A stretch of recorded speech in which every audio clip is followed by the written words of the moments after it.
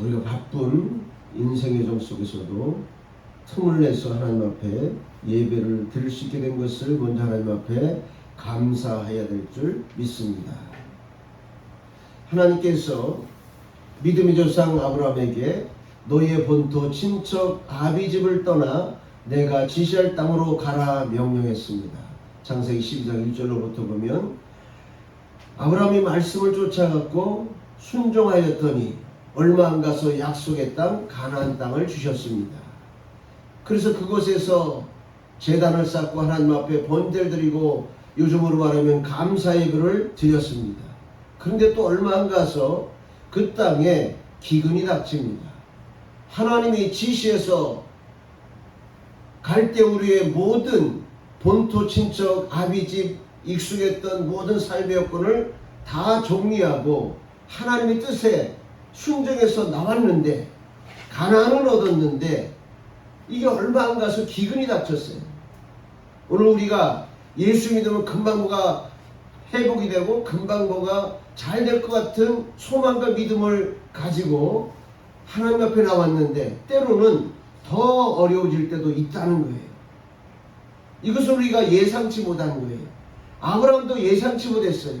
말씀을 쫓아가면 모든 것이 젖과 꿀이 흐르는 비옥한 땅에서 많은 것을 거두고 누리고 축적하고 많은 사람에게 나누고 덕과 이익을 끼칠 줄 알았는데 감사제를 드리고 얼마 지나지 않아서 기근이 옵니다. 예상치 못했어요. 그럴 때 아브라함은 하나님께 묻지도 아니하고 하나님이 약속한 땅을 주셨으면 끝까지 거기서 머물고 뭉개고 하나님이 어떤 놀라운 역사를 주기까지 기다려야 되는데 이 아브라함은 애굽으로 이동합니다. 그 결과 그 안에 살아는 바로의 궁에 첩실과 같이 취함당하여 수치를 당합니다. 이와 같은 오늘 본문의 말씀 1절로부터 보면 나옵니다만 너무 길어서 그 부분은 생략하고 우리가 13절부터 보았습니다만 이삭 때에 그 아비 아브라함 때와 똑같은 흉년이 왔어요. 인생을 살다 보면 이렇게 예상치 못한 재난과 기근이 우리 앞에 닥칩니다. 우리가 교통사고나 어떤 사고가 날 걸 예상했다면 대비하고 피하고 뭔가를 준비했기 때문에 피해를 보지 않을 수도 있을 겁니다. 그런데 우리에게 주어지는 닥쳐오는 재난과 기근은 예상할 수가 없어요. 물론 우리가 장마 때에 많은 폭우로 말미암아 제방이 무너지기도 하고 뭐 뚝이 무너지기도 하고 또 이번에도 보니까 어디에는 그 고속도로인가요? 그쪽에 담벼락이 무너져서 차가 막 깔리기도 하고 여러 사람이 다치고 죽고 이런 일이 닥칩니다. 그런데 분명히 우리가 매스컴을 통해서 다 들으셨겠지만 조짐을 느꼈어요. 아, 이게 뭔가 위험하구나, 무너질 가능성이 있구나, 이런 것을 느꼈단 말이에요. 그러면 거기에 대해서 대처를 하면 되는데 피한다고 해결되는 게 아니에요. 아브라함도 하나님께서 분명히 뭔가 앞으로 뭐가 어떤 일이 벌어질지는 몰라도 거기서 버티고 견디고 유지하라고 하는 예시의 말씀을 주었어요. 우리가 성경을 자세히 봐야 되는 이유가 어디에 그걸 주셨을까요? 창세기 12장 7절 8절에 보면 분명히 말씀으로 주셨어요. 이 땅을 너의 후손들에게 주리라. 그럼 후손들에게 준다는 것은 나는 안 주고 나는 고통스럽고 후손들만 누리라고 하는 것이 아닙니다. 이 땅을 너를 통하여 내 후손에게까지 누릴 수 있는 그런 복을 주신다는 거예요. 약속의 말씀을 받았는데 감사해서 아멘하고 제단을 쌓고 번제를 드렸는데 바로 기근이 왔어요. 그럼 이건 뭐지? 우리가 헷갈릴 수 있어요. 그런데 우리는 뭘 믿어야 되느냐? 하나님과의 약속을 믿어야 돼요. 이 땅을 너의 자손에게 주리라. 12장 1절로부터 보면 너로 큰 민족을 이루고 창대케 하리라. 너를 축복하는 자는 축복을 받고 저주하는 자는 저주를 받으리라. 이렇게 분명히 예시의 말씀을 주었어요. 그렇다면 우리는 그 말씀을 믿어야지 환경과 여건에 휘둘려서는 안 돼요. 우리가 때로는 환경 여건이 어렵고 힘들면 때로는 우리가 가고자 하는 그 꿈, 목표도 때로는 변경하기도 합니다. 그런데 이 아브라함은 변경 정도가 아니라 그 땅을 어떻게 했을까요? 떠나버렸어요. 떠나는 건 문제예요. 우리가 꿈을 꾸는데 환경 여건이 어렵다고 해서 그 꿈을 완전히 포기하고 다른 길로 물론 선택할 때도 있어요. 우리가 아 이게 내 길이 아니구나 하고 좌표를 바꿀 수도 있어요. 제 주변에도 어떤 분은 컴퓨터 무슨 공학관과를 나왔는데 그쪽으로 안 가고 사업으로 전화를 했어요.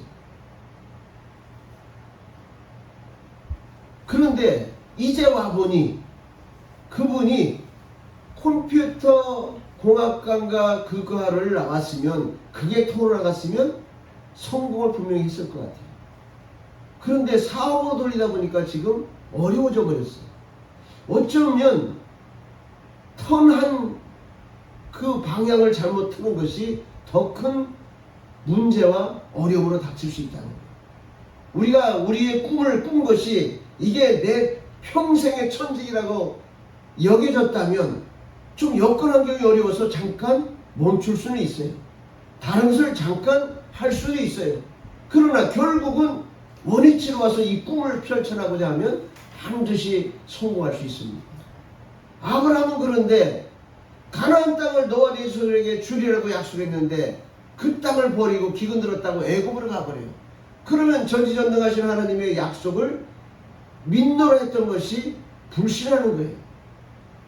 우리는 하나님을 믿노라 해놓고는 때로는 환경과 여건이 어려우면 하나님을 불신하고 하나님의 뜻보다는 말씀보다는 내 생각과 내 경험과 내 결정대로 가다가 잘 풀리는 듯 하지만 결과적으로는 엉망진창이 되는 모습을 많이 볼 수가 있어요.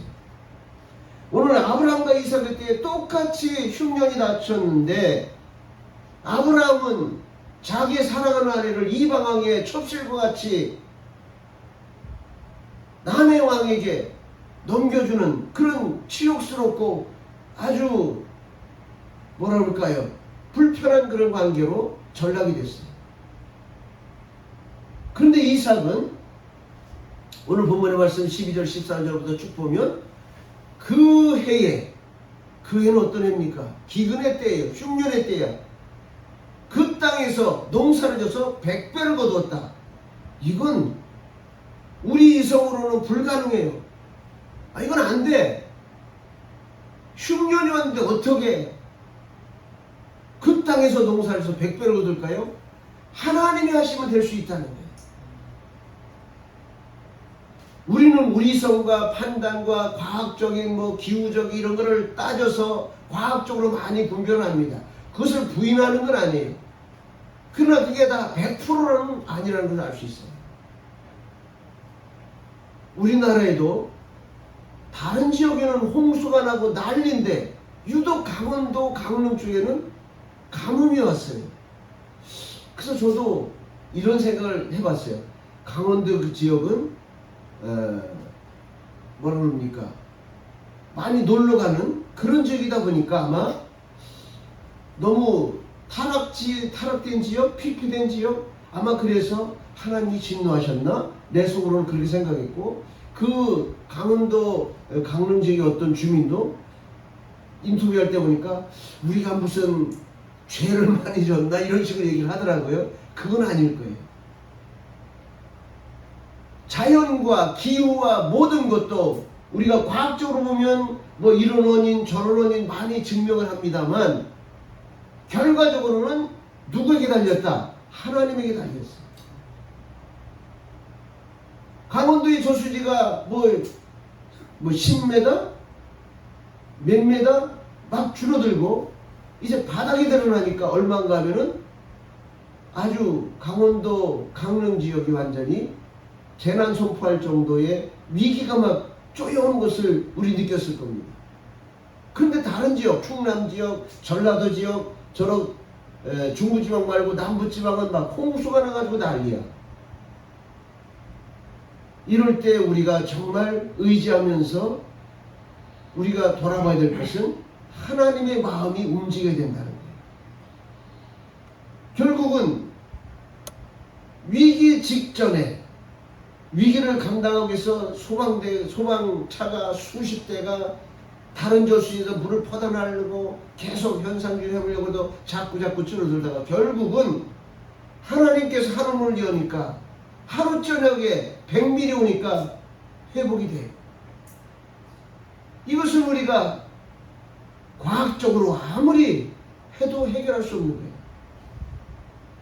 이성의 논리로 아무리 분별해도 해결할 수 없는 거예요. 하나님이 역사와 천지와 만물과 모든 것을 주관하신다는 거예요. 창세기 1장 2절에도 보면 땅이 혼돈하고 공허하며 흑암이 깊음 위에 있는데도 하나님의 신이 수면 위에서 운행한다. 하나님이 천지 만물을 말씀으로 창조하셨기 때문에 하나님이 운행하십니다. 우리는 피조물이다 보니까 하나님의 그 위대한 그 높은 그 모든 것을 헤아려 알 수가 없어요. 할아버지가 손주를 손잡고 어디를 막 데려갑니다. 할아버지 어디가? 할아버지 어디가? 가봐, 좋은 데 갈 거야. 좋은 데로 맛있는 거 먹여줄 거야. 이렇게 하고 막 데리고 갑니다. 이 손주는 아무리 물어도 그 할아버지의 계획과 생각을 헤아릴 수 없어요. 할아버지의 손을 놓치지 않게 꽉 잡고 기쁨으로 빨리 그쪽으로 가는 길, 그게 참 모든 것을 얻을 수 있는 길이에요. 오늘 우리도 이 천지만물을 보면 인간의 과학이나 생각이나 어떤 방법으로 나름대로는 최선을 다하죠. 소방차 수십 대 수백 대가 저수지에서 막 퍼다 날라서 좀 되는 것 같지만 자꾸 바닥이 드러납니다.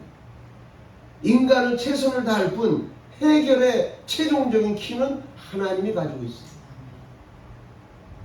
그러므로 우리가 이 시간에 이삭은 그 흉년의 때에 그 땅에서 농사해서 어떻게 100배를 얻을 수 있었을까? 더 많은 것을 풍성하게 얻다 보니까 노복을 또 더 많이 늘려야 됐어요. 여기 보니까 노복이 심이 많으므로 양과 소가 떼들이 막 이루고 창대케 되고 왕성케 되고 거부가 됐다. 아니 아브라함 때 흉년이 왔는데 그 아들 이삭 때 또 왔어요. 그런데 아브라함은 그 아내를 이방 여왕에게 빼앗기는 수치를 당하고 부끄러움을 당했는데 이삭은 어떻게 그의 살아가는 애 리브가도 있지만 빼앗기지 않고 오히려 이렇게 그 땅의 그 때에 농사를 지어서 100배를 거두고 이렇게 왕성한 창성한 창대한 거부가 될 수 있었을까? 이것을 우리가 짧은 시간이지만 한번 성경을 말씀을 중심으로 해서 찾아보고 우리의 삶도 예기치 않을 때에 문제가 닥칠 때가 많아요. 해결하기 버겁고 힘겨울 때가 많이 있습니다. 우리가 어제도 그제도 우리 사모님하고 어디를 이렇게 갔다 오는데 젊은 청년들이 참 활기차게 모여서 뭐 하고 그런 걸 보니까 부럽긴 해요. 우리도 저럴 때가 있었는데 우리는 그때를 가치를 모르고 그냥 유야무야 그냥 멋대로 그냥 낭비하다가 이 나이를 못 쓸까 막 후회도 되고 그때로 돌아갈 수 있으면 얼마나 좋을까 막 이렇게 부러워하면서도 그들은 그럴 거예요. 빨리 내가 더 나이 먹어서 빨리 장가하고 시집가서 뭐 가정을 이루고 막 행복하고. 그런데요 지금이 제일 행복한데 가정을 이루고 자녀 낳고 그러면 생각밖의 재난과 어려움들이 쌓이고 쌓여요. 신경 쓸 게 점점 더 늘어나요. 행복도 있지만 이 이삭에게 이런 놀라운 축복을 받을 수 있었던 것은 아브라함과 어떤 차이가 있었을까? 그래서 이런 흉년의 때에 놀라운 기적 같은 축복을 받을 수 있었을까? 첫째는 이삭이 그랄을 갖기 때문이었습니다. 이 그랄이라고 하는 것은 어딜까요? 한마디로 하나님이 아브라함에게 약속했던 가나안 땅 안에 있을까요? 밖에 있을까요? 어딘가요? 가나안 아니에요. 가나안 안. 쉽게 말하면 강원도도 대한민국 아니고 울릉도도 떨어져 있지만 대한민국 아니고 또 제주도도 좀 떨어져 있지만 대한민국의 안에 있어요. 그런데 일본은 떨어져 있고 우리나라 아니에요. 벗어난 겁니다. 이 그랄은 어디냐? 가나안 땅 안에 있는 한 지역이에요. 이 그랄은 또 어디냐? 그 아비 아브라함이 그랄로 한번 가긴 갔어요. 애굽으로 갔다 당하다 보니까 이제 이방으로 가지 않고 가나안을 벗어나지 않고 그랄로 갔어요. 그런데 거기서도 또 사례를 그랄 왕 아비멜렉에게 또 뺏겨요. 그런데 이 이삭은 가나안을 벗어나지 않고 지금 머무는 곳에 흉년이 왔으니까 옮기긴 옮겼지만 가나안을 벗어난 애굽으로 가진 않았어요. 이건 무엇을 말할까요? 아무리 어렵고 힘들어도 우리는 하나님을 믿는 하나님의 자녀라면 예수를 믿고 제사함을 얻고 구원받은 천국의 시민권을 가진 자라면 최소한 믿음에선 벗어나면 안 돼요. 아무리 힘들고 어려워도 믿음에선 벗어나면 안 돼요. 벗어날 수가 없어요. 예수 그리스도로 말미암아 제사함을 얻고 우리가 사망에서 생명으로 옮겨졌다고 하는 하나님의 자녀라는 확신이 있다면 누가 뭐래도 하나님과 하나님께 잡힌 자리인 우리는 하나님을 벗어날 수 없어요. 가룟 유다가 예수님의 12사도 중에 꼈지만 그는 벗어났어요. 왜 벗어났을까요? 그는 그리스도에게 잡힌 바 되지 않고 자기의 물질의 욕망에 의해서 그리스도에게 붙은 바 되었던 겁니다. 그 얘기도 하나님이 예수님이 기회를 줬어요. 예수님이 이제 십자가에 달려 죽기 직전에 최후의 만찬을 하면서 이 중에 나를 배반할 자가 있다 그랬어요. 예수님은 뭐 천하를 다 아시니까. 그러니까 제자들이 납니까? 납니까? 서로 자기는 아니라고 막 그래요. 그때 예수님이 나와 함께 음식에 손을 같이 넣는 자가 나를 배반할 자다.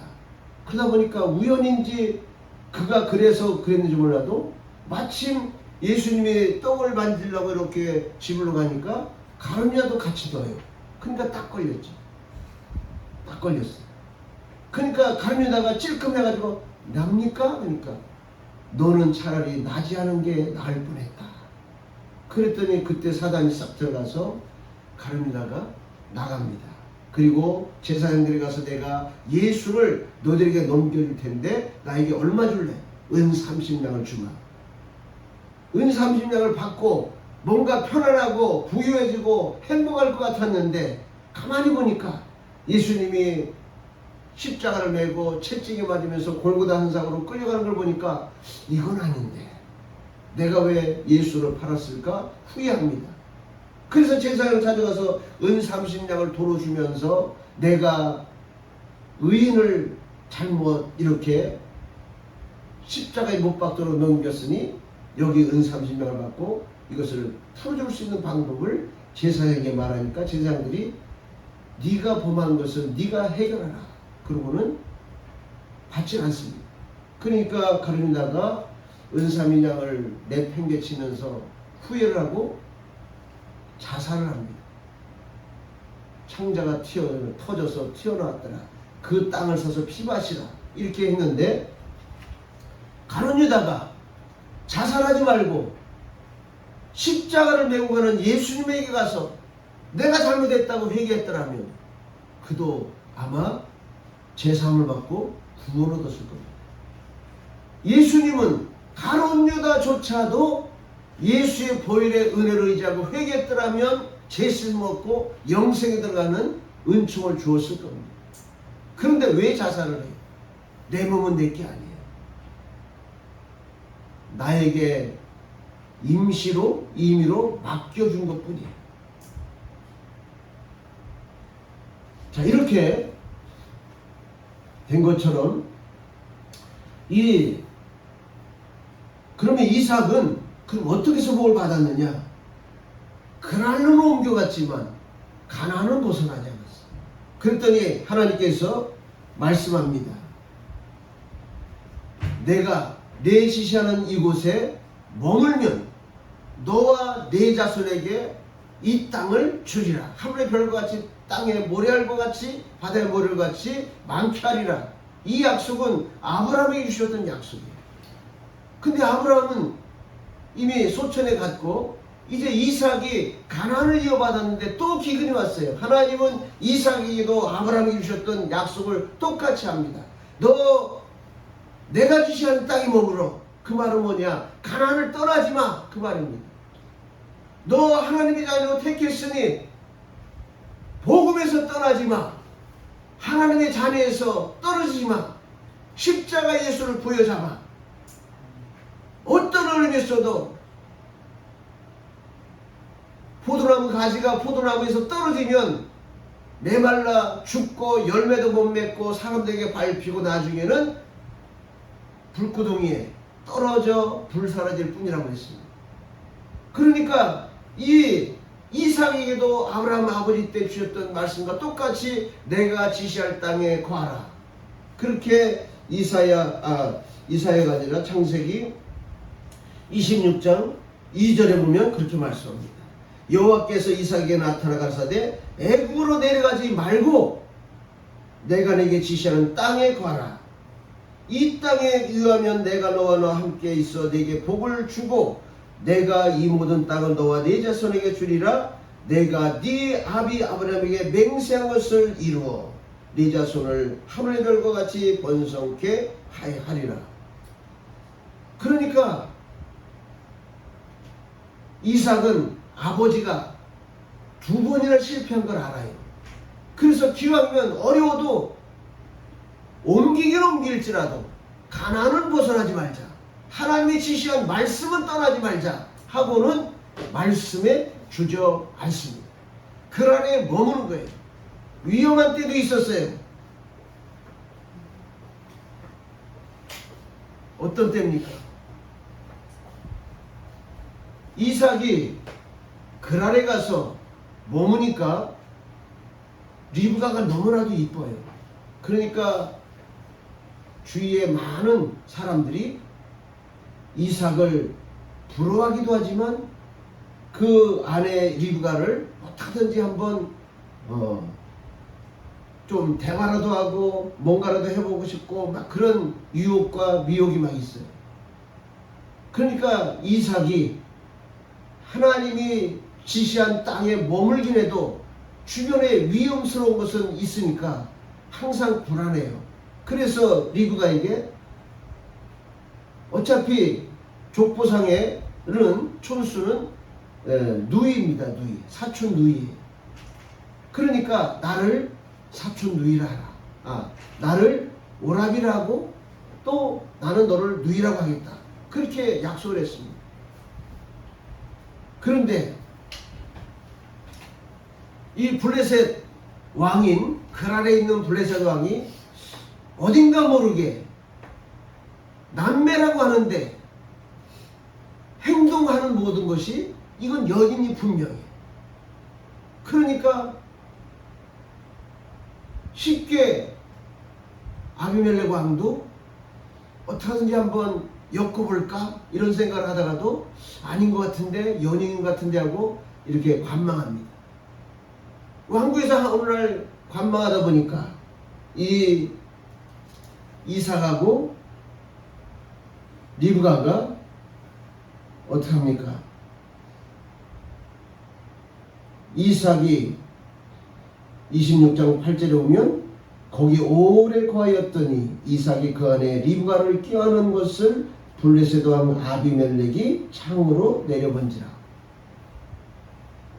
블레셋 왕 아비멜렉이 아무래도 연인 같은데 남매라네. 진짜 남매면 내가 중가를 줬어라도 내 아내로 취하면 좋을 텐데. 이런 생각을 하는데 늘 망원경으로 주시해 보다 보니까 어느 날 이삭이 리브가를 껴안는 것을 봤습니다. 껴안는다는 것은 남매가 아니라 이건 분명히 연인 관계구나 하고는 그들을 불러다 놓고 연유를 묻습니다.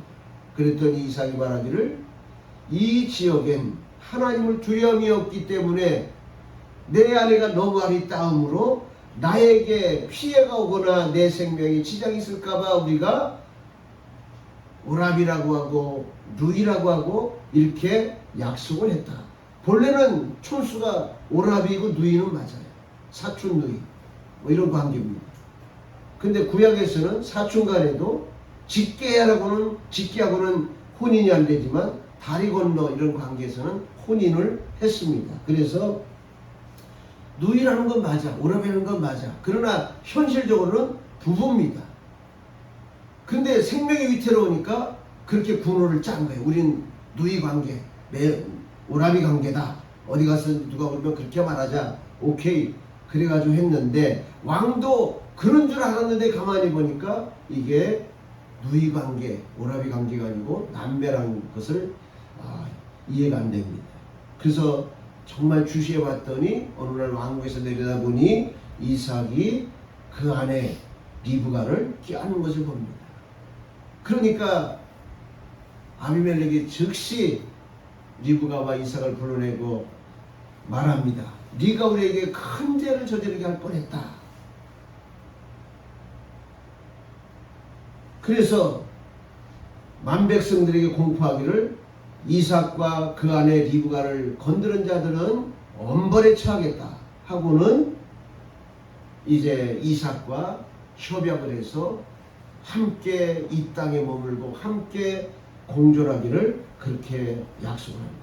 이처럼 이삭은 비록 그랄 지방에 그 아비 아브라함이 한 번은 수치를 당한 곳이지만 최소한 뭘 했다.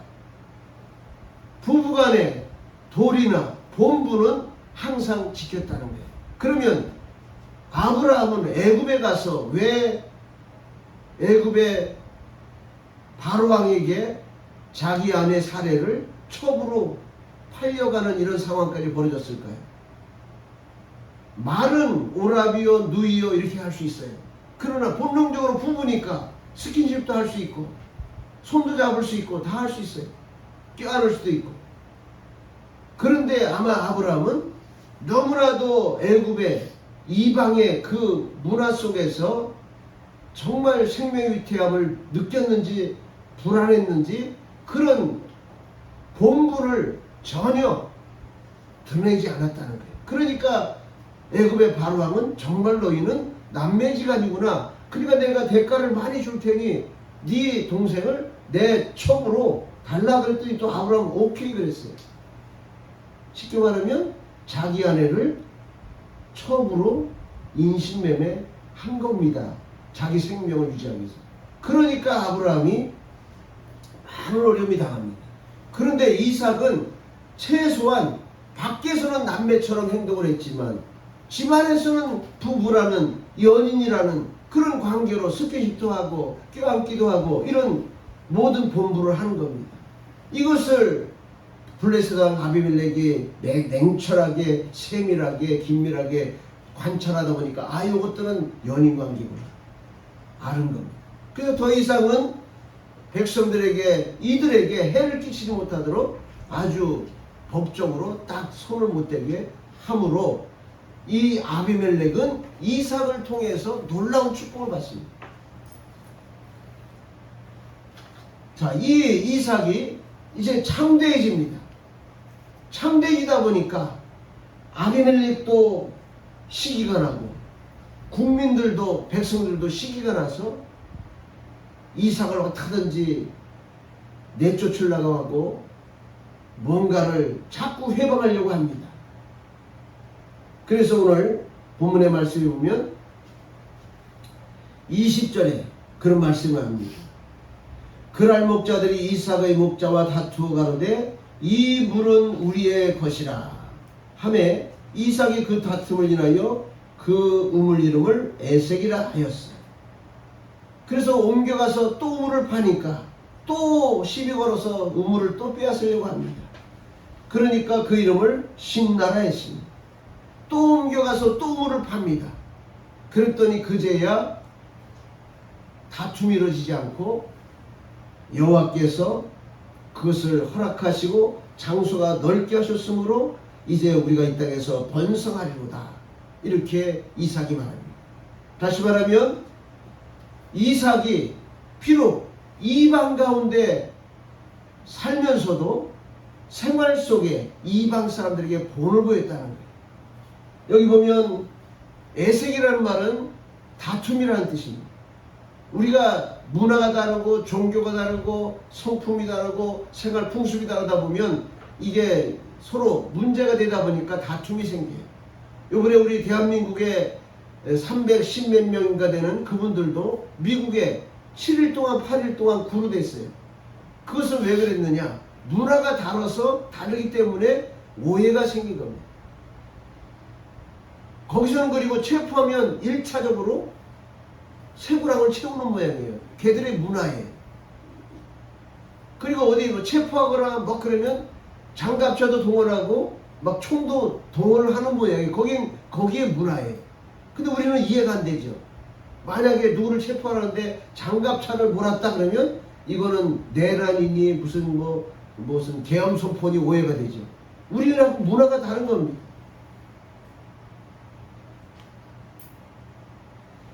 이런 문화가 다르다 보니까 이 그랄에서도 하나님이 아브라함에게 주고 이삭에게 준 이삭의 소유인데도 불구하고 토착민들과의 문화가 다르다 보니까 이삭과 아브라함은 하나님을 섬기는 하나님의 백성이요, 이 가나안 본토 토착민들은 우상을 섬기는 우상의 사람들입니다. 그러니까 이게 안 맞아요. 그러니까 자꾸 문제가 생기고 또 이삭이 너무 창대케 되고 왕성케 되고 하나님의 복을 줘서 잘 되니까 이방 사람들이 자기들이 믿는 신에게 아무리 빌고 별수를 써도 잘 안 되니까 자꾸 시기질투가 납니다.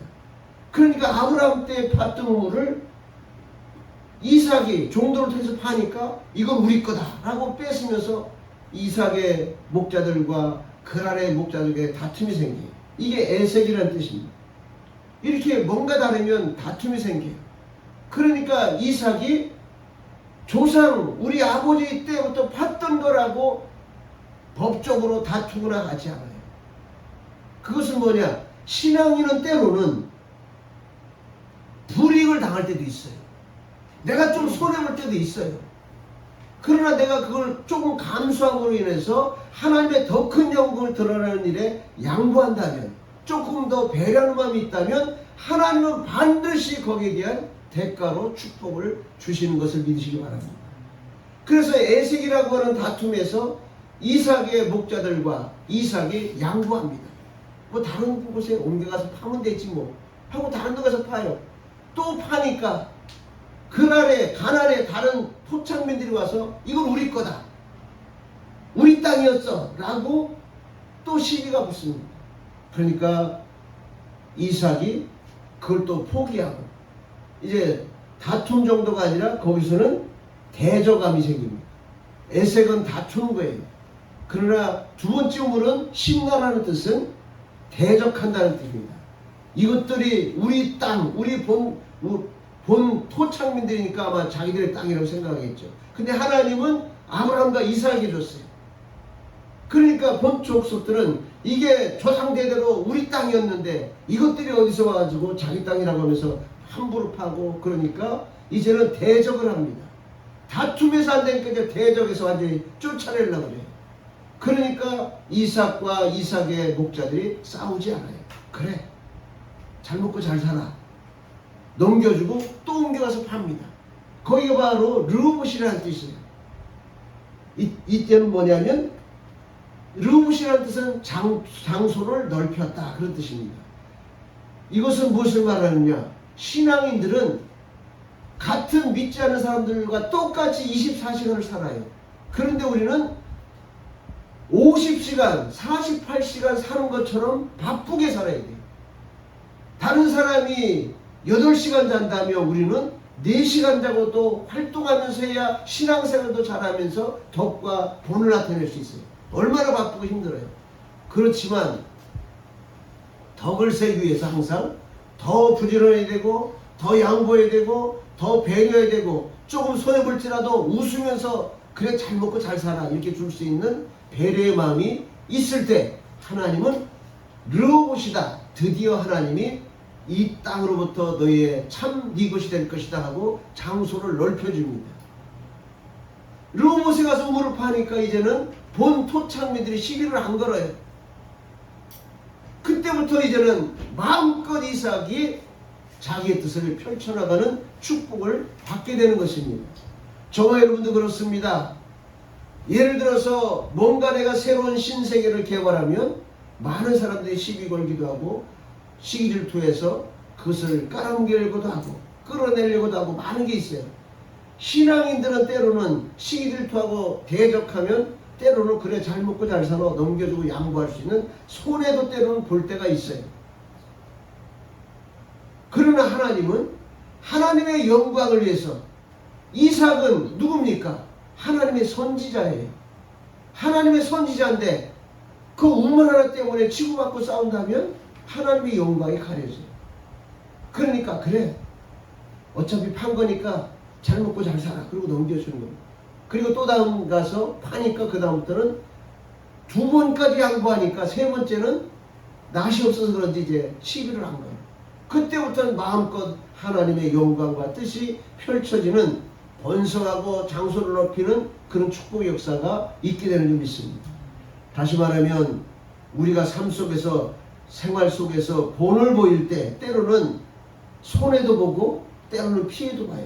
그러나 그럴지라도 하나님의 자녀니까 우주 만물의 창조자인 그 하나님의 자손이니까 언젠간 하나님 우리에게 천하를 상속 줄 거라는 확실한 믿음을 가지고 있기 때문에 때로는 이까짓 거 그래 잘 먹고 잘 살아 이렇게 기꺼이 넘겨주고 배려하고 좀 손해볼지라도 포기하지 않고 또 다른 데를 하면 돼요. 이렇게 덕과 이익을 끼치는 행동을 이삭이 실천한 겁니다. 드디어 하나님께서 장소를 르호봇이라 장소를 넓혀주고 그 땅에서 번성케 함으로 흉년 중에도 어떻게 됐습니까? 그 땅에서 농사를 해서 100배를 거두는 거예요. 흉년 중에 100배를 거둔다. 이게 하나님의 축복입니다. 우리의 삶이 때로는 죽도록 아침부터 밤늦게까지 땀 뻘뻘 흘리고 노력하고 수고하는데 매일 허덕거려. 매일 어려워. 매일 흉년이야. 매일 기근이야. 그래도 포기하지 않고 하나님이 언젠간 장소를 넓혀 주실 거라는 그 믿음으로 그 땅을 떠나면 안 돼요. 그 땅이 어딥니까? 하나님의 약속의 땅. 하나님의 약속을 떠나면 안 돼. 저와 여러분은 하나님의 자녀입니다. 아무리 어려워도 믿음에서 떠나면 안 돼. 떠나면 모든 것이 수포로 돌아갑니다. 조금만 버티고 조금만 견디면 기근된 그 흉년의 땅에서 이삭이 농사를 졌더니 그 해에 흉년의 해에 100배를 거뒀다는 거예요. 여러분도 수고하고 노력하는데 뭔가 좀 잘 안 풀리는 것 같지만 자포자기하고 믿음에서 도태되지 마세요. 때로는 우리가 바쁘고 힘드니까 예배드리러 못 올 수 있어요. 괜찮습니다. 어느 곳에 있든지 어느 처소에 있든지 나는 하나님을 믿는 하나님의 자녀라는 긍지와 자부심을 가지고 그들과 뭔가 좀 차별된 그런 행동을 보이면 뭔가 믿지 않는 사람들이 보면서 이 사람도 신앙이 있는지 없는지는 몰라도 우리가 좀 다르구나 이렇게 뭔가 본이 되고 덕이 되는 모습이 나타날 수 있습니다. 거기에 하나님의 영광이 드러나기 시작할 때 우리의 삶은 하나님의 축복으로 말미암아 열려지게 되는 역사가 있게 되는 줄 믿습니다. 그래서 여호와께서 복을 주심으로 창세기 26장 12절에 보면 13절에 보면 창대하고 왕성하여 마침내 거부가 되고 양과 소가 모든 것이 때를 이루고 심히 많음으로 블레셋 사람이 시기를 할 정도로 충만한 복을 받게 되었습니다. 지금 우리가 허덕거리고 애쓰고 땀 흘려도 사람들이 그래봤자야 기득권을 먼저 잡은 사람들이 늘 그럴 겁니다. 그래봤자야 좀 두고 봐, 그래봤자야 두고 봐 하고 끝까지 신앙의 본과 덕을 빛을 발하는 모습을 우리가 견디고 이루어갈 때 하나님께서는 반드시 흉년의 때에도 그 해에 다른 사람은 흉년이니까 어차피 우리나라도 흉년 이렇게 들다 보니까 강원도 지역은 농사를 막 포기하죠. 포기하는 사람은 포기해요. 그러나 끝까지 뭔가 뜻을 가지는 사람은 어떤 방법으로든지 애를 씁니다. 최선을 다해요. 그러다 보면 결과적으로 많은 수확과 왕성한 놀라운 거부가 되는 축복이 임하게 되는 줄 믿습니다. 오늘 우리의 삶을 성경의 말씀에 적용해서 성경대로 한번 우리가 움직여 본다면 이삭이 흉년의 때도 100배 거둔 것처럼 우리 삶도 우리의 삶의 기근과 흉년과 같은 현실 속에서 노력해도 안 되는 현실 속에서 반드시 100배를 거두는 축복의 역사가 하나님으로부터 있어야 진정한 축복인 줄 믿습니다. 인간의 노력으로 얻은 것은 잠깐 있을 수 있으나 영원하지 않아요. 하나님이 주신 복은 영원할 수 있어요. 내가 변절되지만 않으면 이런 축복이 넘치기를 예수 이름으로 축복합니다. 기도하겠습니다.